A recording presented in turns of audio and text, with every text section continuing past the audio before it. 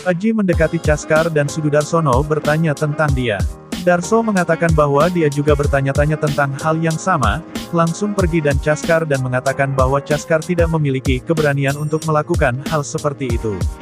Baji masih meragukan Caskar dan mengatakan pengkhianatan telah terjadi. Saya dan Baji mengatakan bahwa tidak ada waktu untuk bertarung di antara kita sendiri yang menginginkan hal ini saja. Sekarang saya akan menemukan keluar dari Caskar dengan cara saya sendiri dan memberitahu pengawal untuk melihat-lihat dan pergi. Sudarso dan Kala khawatir tapi Kala bilang biarkan Caskar pergi ke neraka untuk semua. Yang aku peduli aku tidak pernah memberitahunya siapa namaku tapi yang kuinginkan adalah jasad duta. Baji sedang menelepon berbicara kepada pria saat Naku tiba dan memintanya untuk menceritakan semua. Naku mengatakan jika Anda dapat melihatnya maka saya pasti bisa mendengarnya. Baji mengatakan itu bukan kecelakaan tapi jebakan musuh. Naku bertanya apakah Anda mengajukan laporan polisi. Baji mengatakan bahwa polisi bukan bagian dari peraturan bisnis kami. Baji mencoba untuk berdebat tapi Naku tidak berminat untuk mendengarkan dan Baji menyerah dan pergi untuk mengeluarkan mobil. Kala kemakan otak Caskar meminta dia untuk mayat duta. Dan Caskar tersinggung, Rups tiba sehingga Kala memotong panggilan dan Caskar menyadari bahwa Kala memainkan semacam permainan dengannya. Rups memberitahu Kala tentang Baji dan Naku akan melapor di kantor polisi. Naku dan Baji hendak pergi ke jeep ketika penduduk setempat tiba di Pagal Niwas dan meminta Baji mengetahui info tentang penyerang duta.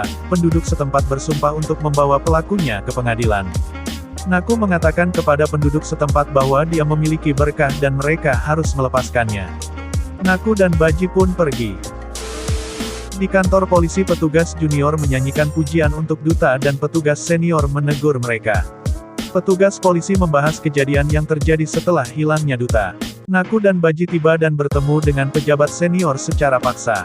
Perwira senior tersebut memberikan bahasannya dan bagaimana bait suci keadilan tidak akan membantu dalam menemukan pelakunya dan Naku memohon bantuan. Di Pagal Niwas, Kala dan Darso alias Sudarsono sedang menunggu dengan nafas ngos-ngosan. Naku Baji masuk dengan kepala tertunduk, sedih. Kala mendatangi mereka dan berkata, Anda pergi ke polisi yang sama. Baji menatap Naku dengan sedih dan kemudian berdiri dengan tangan terlipat. Kala kemudian mengatakan, Baji Anda harus tahu harga diri bahwa kita tidak pergi dan meminta bantuan polisi.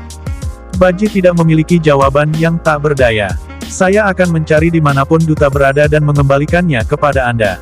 Naku berjalan dengan sedih dan Baji mengulangi kejadian yang sama. Naku berjalan lamban, berjalan seperti kura-kura ninja. Di lantai atas ke dalam kamar mereka terus mengingat kata-kata polisi.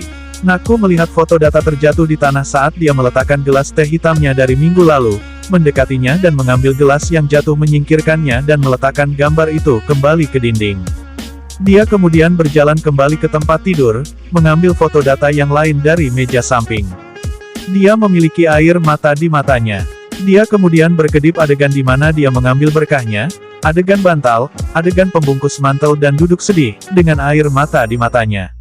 Kembali ke si ontohot yang jahat di Pagal Niwas. Kala Sudarsono mengatakan, apakah Anda melihat tindakan Nakusa? Saya katakan bahwa dia adalah satu duri di jalan kami. Jika kita perlu merasa damai, kita perlu membawanya ke jalan kita. Kala menjawab dengan nada tenang, jangan lakukan hal gila seperti itu. Darso frustrasi terus mengatakan bahwa ia ingin menjebak Naku dan juga ingin membunuh Baji juga.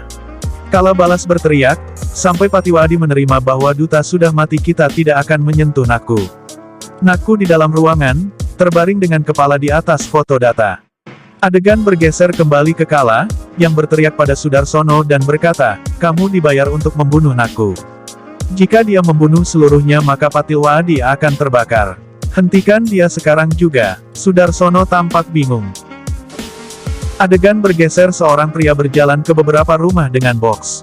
Dia membuka pintu dan masuk ke ruangan itu. Seorang pria lain menunjukkan kepadanya seseorang terbaring di tempat tidur dengan banyak luka di tubuh. Pria yang masuk sepertinya menjadi dokter, yang duduk di samping pria yang terbaring di ranjang. Dokter Asep memegang tangan orang yang terluka itu dan mengerti situasinya.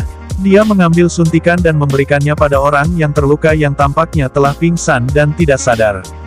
Dokter Asep mengambil beberapa kapas, dan ingin membersihkan luka-luka itu, jadi mintalah pria yang berdiri di sampingnya untuk memegangi kaki duta saat proses pembersihan luka itu akan terasa sakit. Pria yang berdiri memegangi kaki Data. Dokter membersihkan luka dan membungkus perban di sekitar kepala dan mata Data. Dia kemudian mencoba untuk membersihkan di bawah mata Duta. Duta bangkit berteriak, "Nakku." Nakku terbangun dari tidurnya seolah bisa mendengar suaranya. Nakku melihat foto itu di tangannya dan kembali ke pintu dan merasa resah. Data di sisi lain mengatakan dengan nada menyakitkan, "Nakku berdiri dan berdiri seolah ingin menggapai Duta." Adegan bergeser ke Nakku berdiri di dekat kolam dengan Baji dan Bedi Guar dan beberapa penduduk desa. Baji berbicara, "Nakku, aku memberitahu Anda, kamu tidak bisa melihat ini, seluruh mobil telah meledak, tidak ada tanda Data." Nakku bertanya, "Sungai ini hanya berjarak setengah kilometer dari tempat terjadinya ledakan." Baji bilang iya. Adegan bergeser pada Data dan Sima. Sima mengatakan, "Aku menelepon dokter dan menyuruhnya dirawat. Saya tidak melakukan kesalahan apapun. Tidak ada salahnya menyelamatkan nyawa seseorang. Jika Tuhan telah mengirim dia ke pintu mereka." Nakku di tepi sungai. Sungai ini mengalir di bawah tebing di mana mobil Duta terjatuh. Maka hal itu mungkin terjadi. Data melompat keluar dari mobil sebelum ledakan. Balasan bodyguard mereka telah memeriksa ada juga. Tapi tidak mendapat petunjuk bahwa Duta masih hidup. Kata Nakku, "Bagaimana Anda bisa menemukan petunjuknya? Musuh berada di belakangnya." Sahib mungkin mengira musuh bisa mendapatkan petunjuknya. "Saya pikir Data mungkin pergi ke jalan raya untuk menyelamatkan hidupnya." Baji merasa masuk akal dengan kata-kata Nakku. Dan meminta beberapa anak buahnya untuk pergi ke daerah tepi sungai dan menyelidiki dan setengah lainnya ke jalan raya. Seorang penduduk desa menawarkan untuk pergi bersama mereka. Dan dia meyakinkan Nakku keyakinannya akan terbukti benar. Kemudian orang-orang pergi dalam perjalanan mereka. Dan Baji Nakusha juga pergi dari jeep. Baji memberitahu Nakku, "Segera kita akan menemukan Data. Orang kita ada di mana-mana, mari kita pulang." Caskar datang dan memanggil Sudarsono, Kala menandakan dia untuk menanganinya dan membelakangi dia. Darso mendekati Caskar. Mereka berdua meneteskan air mata buaya yang mencoba saling menipu. Dia berjalan menuju Kala mengatakan bahwa dia ingin meminta maaf kepada keluarga Data. Darso menunjukkan kakinya dan Caskar jatuh di kaki Kala. Kala berpaling ke arah Caskar dan dia berkata, "Anda adalah saudara perempuan Data. Dan Anda berdua juga," sambil menunjuk Rups dan Lila. Lila menjawab, "Ya, kami bertiga adalah kakak Data." Jin Nakku masuk saat itu. Nakku mengatakan bahwa dia mengira dia melihat pria ini di suatu tempat. Dia adalah musuh Data. Dan dia berteriak pada Caskar. Baji Nakku berjalan ke arahnya. Caskar, Darso dan Kala mengalami tegang. Rups dan Lila bingung. Nakku kemudian mengambil pistol yang ditodongkan oleh Baji ke si Caskar. Dengan mata tajam setajam silet Nakku mengancam dia untuk mengatakan sesuatu. Dengan santuinya Caskar berdialog yang akhirnya berhasil mengelabui Data dan Nakku. Dia melipat tangannya kemudian pergi. Di jalan raya Baji dan Nakku masih akan menyusuri laratan Data. Baji mendapatkan kabar untuk pergi ke suatu desa yang dicurigai Data berada di sana. Nakku dan Baji pergi ke sana. Sekilas bergeser ke Kala. Dia terlihat tegang karena hidupnya di ujung tanduk oleh ancaman Caskar. Sudarsono menjelaskan dan ikut khawatir karena semua tragedi Data di tangan kanannya. Sesampainya di sana, Nakku turun dan disambut dengan hormat oleh penduduk desa karena tahu dia istrinya dari Data Sirampatil. Wanita itu kemudian menyentuh kaki Nakku dan mencari berkahnya. Nakku meletakkan kedua tangannya di kepala wanita itu dan memberkatinya. Beberapa wanita mengikuti dan mencari yang baru. Pengabdian penguasa terus mencari-cari dengan ekspresi halus dan malaikatnya pada mahkota ratu oleh rajanya.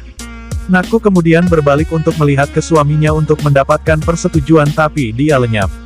Dia melihat tentang dia dengan cemas dan memanggil, "Data," tapi tidak menemukannya. Dia kemudian melihat dia berada di jarak yang jauh di belakang beberapa orang patrian. Data terus bergerak menjauh dan akhirnya memudar ke kerumunan. Baji memecah Nakku dari lamunannya dengan menunjukkan sesuatu kepadanya. Nakku kemudian memperhatikan bahwa setiap wanita desa memberikan susunya.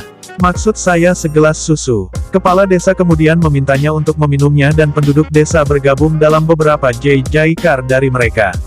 Nakku kemudian mengangkat tangan yang sangat panjang ke langit untuk menenangkan mereka.